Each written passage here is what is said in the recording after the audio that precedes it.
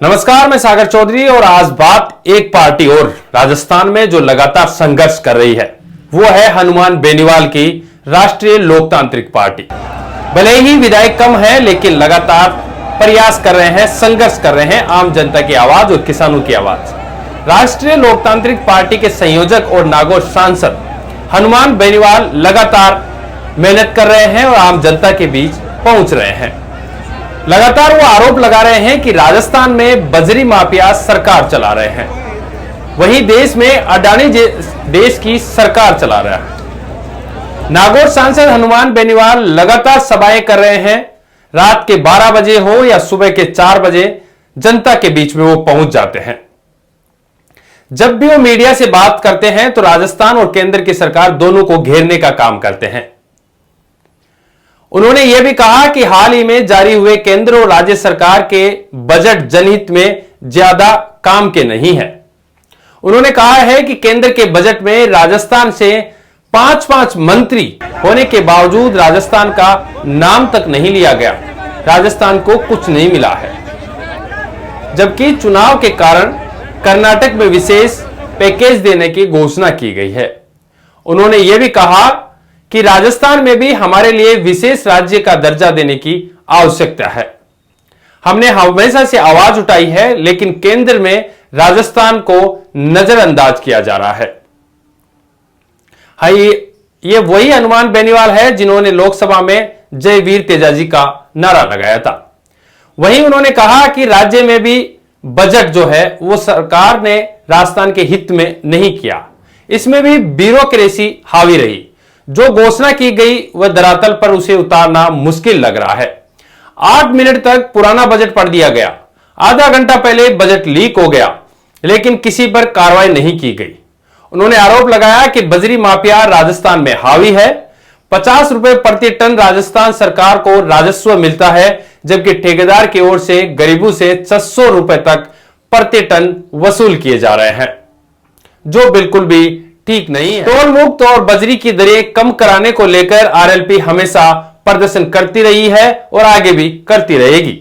आने वाले चुनाव में मजबूती के साथ चुनाव भी लड़ेगी। उन्होंने यह भी भरोसा दिलाया कि आगामी संसद सत्र में वो अलग अलग राजस्थान के मुद्दे प्रमुखता से उठाएंगे। उन्होंने अनेक क्षेत्रों के बारे में विशेष तौर पर कहा कि वहां के जो लोग परेशान हैं उनकी भी अलग अलग आवाज उठाएंगे। सदन में नागौर सांसद हनुमान बेनीवाल आवाज उठाते रहते हैं राजस्थान की, और दोनों ही पार्टियां कांग्रेस हो या फिर भाजपा, दोनों के ऊपर आरोप लगाते रहते हैं। कुछ समय पहले रेल प्रकरण को लेकर उन्होंने सीधे केंद्रीय मंत्री के ऊपर आरोप लगा दिए थे संसद के अंदर। वहीं पर राजस्थान के मुख्यमंत्री अशोक गहलोत और वसुंधरा राजे के गठजोड़ को लेकर भी वो लगातार आवाज उठाते रहते हैं। हनुमान बेनीवाल ने यह भी कहा है कि आगामी विधानसभा चुनाव में उनकी पार्टी आरएलपी पूरे प्रदेश में 150 से 200 सीटों पर चुनाव लड़ेगी, जो कि बहुत बड़ी बात है। और वहीं पर सभी राज्यों में वो चुनाव लड़ेगी और मजबूती के साथ अपने कैंडिडेट उतारेगी और इस बार बड़ा उलटफेर देखने को मिलेगा, यह भी उन्होंने कहा। भाजपा और कांग्रेस को सत्ता में आने से रोकने के लिए छोटे छोटे दलों के साथ गठबंधन भी करने की तैयारी में हनुमान बेनीवाल की पार्टी राष्ट्रीय लोकतांत्रिक पार्टी तैयार है और अलग अलग छोटी छोटी पार्टियों से बातचीत चल रही है, यह भी उन्होंने कहा।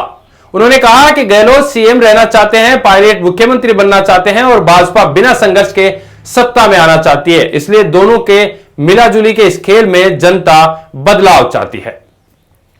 बेनीवाल सड़क से संसद तक लोगों की आवाज उठा रहे हैं और एकमात्र तीसरी पार्टी जो संघर्ष राजस्थान में कर रही है।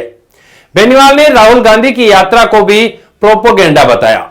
साथ ही उन्होंने कहा कि राहुल को अब कोई सीरियस नहीं लेता है, लेकिन जिस प्रकार से झूठे वादे किए जा रहे हैं, आगामी सत्र में नरेंद्र मोदी के भी राहुल जैसे हालात होने वाले हैं, क्योंकि देश में लोग बदलाव चाहते हैं।